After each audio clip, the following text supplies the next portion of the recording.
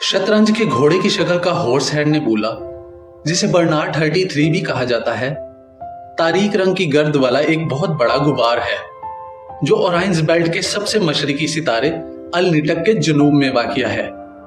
ये horse head nebula जमीन से तकरीबन 1375 लाइट ईयर्स के फासले पर मौजूद है, जो 13 लाइट ईयर्स तक फैला हुआ है और हमारे सूरज से 250 गुना बड़ा है। इसे 1988 में एक स्कॉटिश एस्ट्रोनॉमर विलियमिना फ्लेमिंग ने हार्वर्ड कॉलेज ऑब्जर्वेटरी में ली गई फोटोग्राफिक प्लेट में डिस्कवर किया था।